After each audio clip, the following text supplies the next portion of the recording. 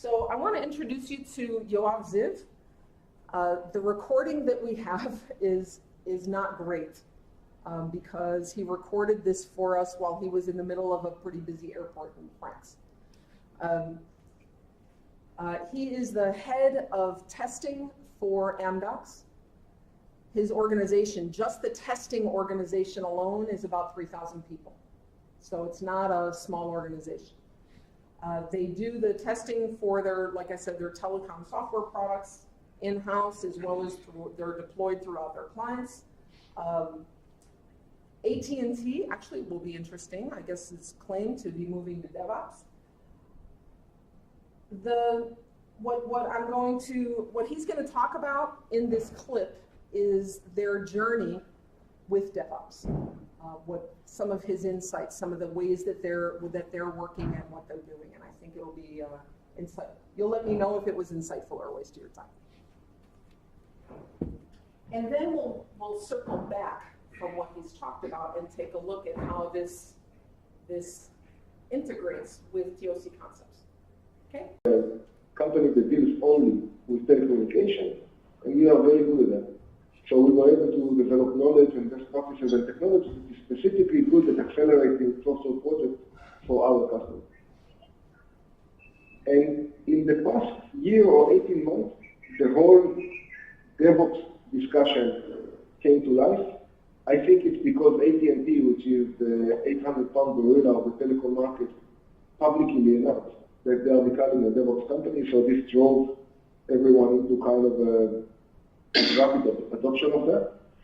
And this actually caused a very interesting movement. And I can tell you, as a testing provider, testing typically needed to be separated from development. So you needed to show that you are actually not integrated with the development. Now suddenly, testing is actually expected to integrate between development, which is called shift left, and operations, which is called shift right. So if you look at this slide on the dev, system test, SIT, UAT, production, these are the main components of the life cycle of a project. Basically, system test, SIT, which is system integration test, and UAT, which is user acceptance test, this is testing. And testing actually shifts now to the left and to the right with the help of the DevOps practices. So I'm going to stop for a second, and I'm going to ask if there is any question so far. So he was saying exactly what you were just saying, right? They're shifting the testing instead of being right all the way at the downward right side of the waterfall. They're shifting it to the left and integrating it throughout the process, which would have never happened before. Right? Each is a completely separate silo with great big walls, thinking that their job is to protect everything from the organization from everybody else. Good question. Okay. No. All right. So we'll continue. So let's see where is at least the telecom industry. Where are we in terms of the DevOps journey? And what you see here is waterfall, which is the traditional way of working. Big phase of development, then big phase of testing, then big phase of deployment. Then continuous integration, which basically means that the development is being done in an agile fashion. So this big phase of development is actually broken into many iterations that theoretically at least are able to, you develop a small piece and gradually you aggregate the functionality and you show the business every time where you are, but still testing is one big phase and deployment is one big phase. Continuous delivery is where DevOps is really taking us, which means that continuously you are doing a develop, test, deploy, all the way through, and then the end state of DevOps is that after you deploy, you actually are able to feedback back to development, feedback on whether or not what you deployed was good. For example, you might want to add a button in your screen, and then just see if actually people click it. And if people will click it, then you will add functionality. Maybe in the beginning you will just say coming soon, and then if you see that actually people are clicking the button, you will actually add the functionality behind it. Right? So DevOps means that you will, first add the button, see what's happening. If it's really working, then you will add some functionality. If this is good, then you will add more. If not, then you will roll back, etc. So it's a very, very nimble and quick way of introducing the software to the market. Now, the industry of large enterprise software development. Before I let him continue, I think this slide, if you take nothing away from this other than this slide, I think that's probably the most powerful thing in this whole discussion. What I've seen from aircraft manufacturing in Brazil to software development and deployment of huge giant auto manufacturer, you can do Agile within your silo and get your part of the waterfall done much faster. Okay? And this is where many organizations start. Okay? Now you're getting done much faster. We have a presentation from a director from the GMIT Innovation Center. He's just, right, he's over one group of developers. And he wanted to try this stuff. And so he started doing that within the context of the projects that he was his part of the project. And they got their part done in like 70% of the time that they were allotted, in an environment where they have always been fighting for more and more and more time and really trying to protect their own part of the schedule. And he really started doing that, combined with some TOC that we might talk about later, but it's possible to do that within, right? So if you're still in the middle of a waterfall environment, start thinking, how can we make the batches smaller? What can we do in a 2-week increment or a 1-week increment instead of thinking about this whole thing that we're facing? Then you start moving into where DevOps begins, is in now, how can we start doing the continuous delivery? This is where the silos have to start coming apart, because you can't do continuous delivery just with one part of the waterfall. You have to do continuous delivery with the other folks that you are in the process with. So this is where DevOps starts. But where it's really leading to, from an enterprise perspective, and the big thing that I see in all the DevOps conferences and the white papers that are getting published, is the big thing is what Yoav just mentioned. You've got to put in place the feedback loop, which is where the continuous improvement needs to come from, right? Both in the what are we deploying and our process for getting there. You have to go back and learn from both in order to continue to get both better output and faster output. Yes? One thing I really like, we're working with or experimenting with it successfully, is that we take this project and we break it up into independent pieces that can't be developed separately. They all need to come together, but they can be developed independently and tested independently. And we literally merge that code, test it independently. We merge that code into our master batch, and it goes out in production, but it's behind the flag. And so we literally build this thing out in production. I mean, we test it and deploy it, and this thing gets bigger and bigger and bigger, but it's still turned on. And then they'll build it up with all the pieces ready. They're out. The last piece comes in, and we test that last piece, we do the integration test, but this, like 4/5 of it's already out there, and just behind the flag. And so then when we're ready to go, we turn it on. And so it's a little bit how what you're saying. But I'm saying we don't hold back on that tested code. That component that tested, it doesn't show up, it's out there. So it kind of minimizes the impact. The moment we turn, it's amazing. I'll just say this. We used to come here like 2 a.m. in the morning, we'd have a maintenance mode, we'd turn things off, we'd be down, we'd run scripts, so that's the old one. Now we literally flip a flag and just bam, it's all turned on, So, and we come at 7 in the morning, we turn it on, and we're having breakfast at 7:30 every day. And it's like, this is what's happened over the past year or two. It's really working. That's great. Development is pretty much at the point where you see now the market. Everyone has been adopting the agile development, but not to DevOps.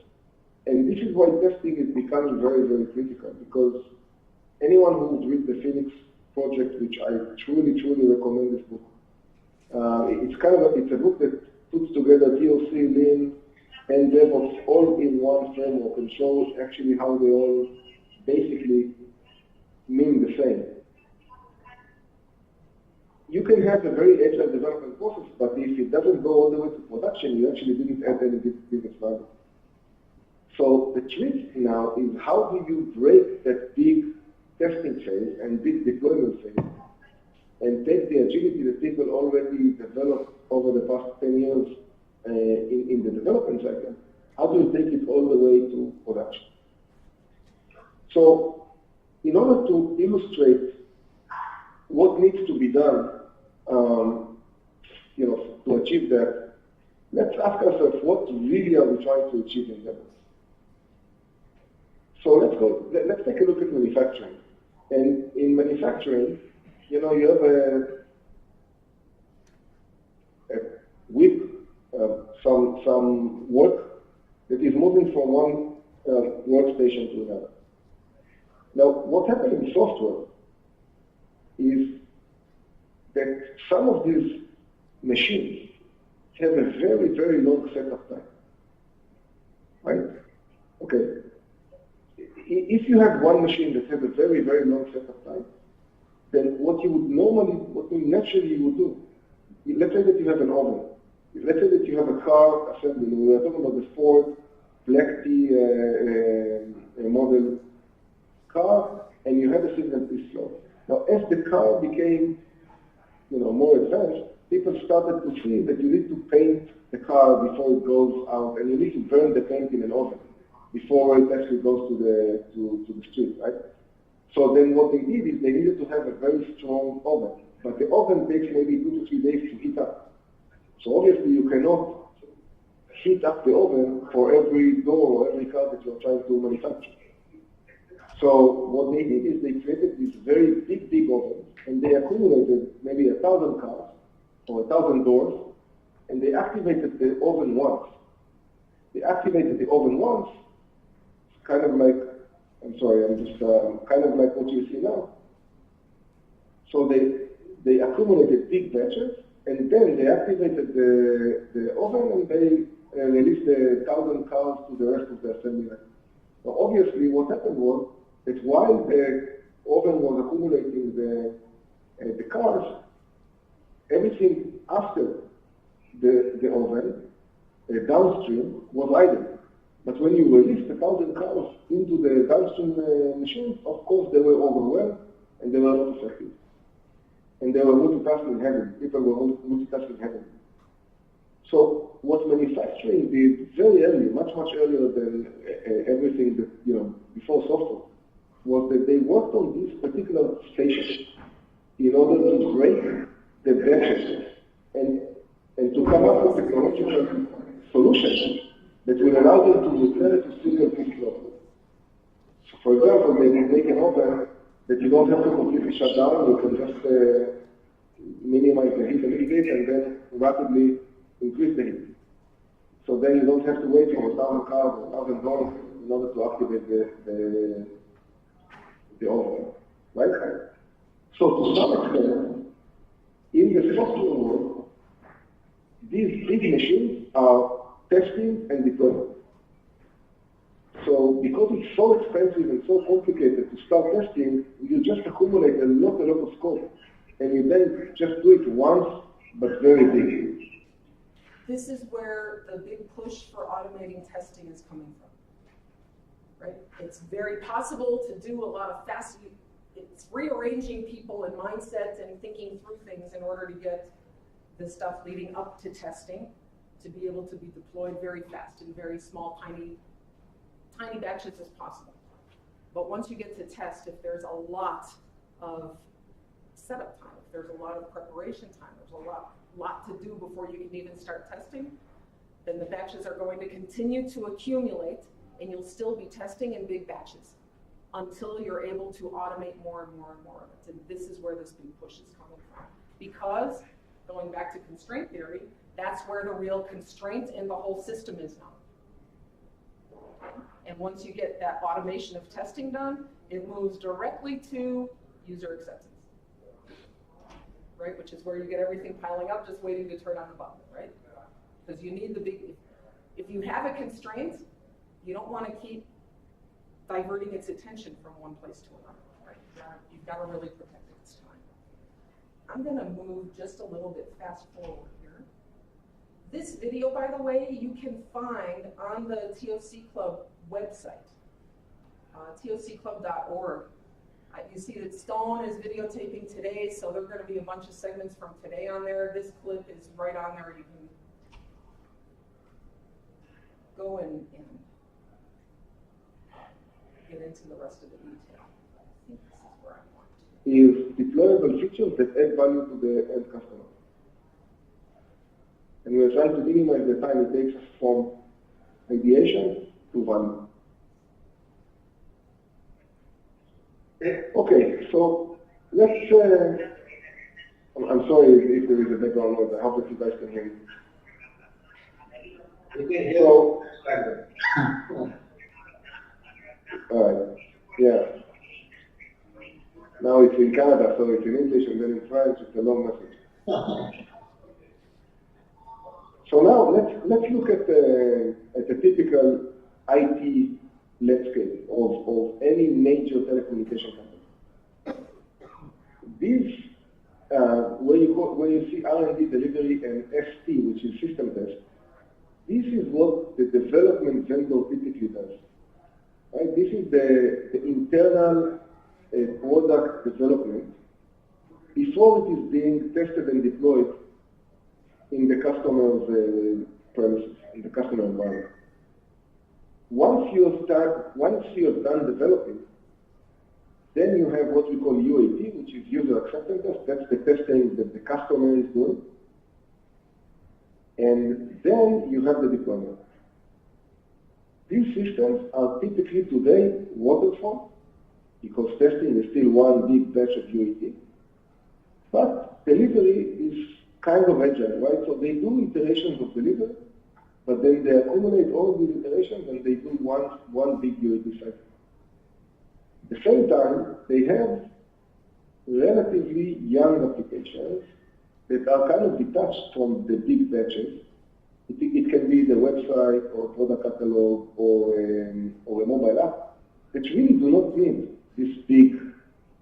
They can actually work in very short cycles, but they still depend on the UAT because in order to know that they did not break anything, they need to align themselves with the UAT cycles of the big releases.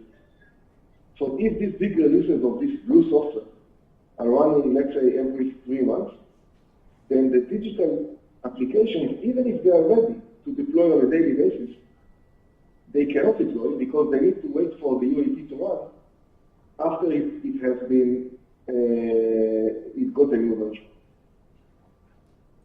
So we basically recommend to our customers 5 steps to basically DevOpsize.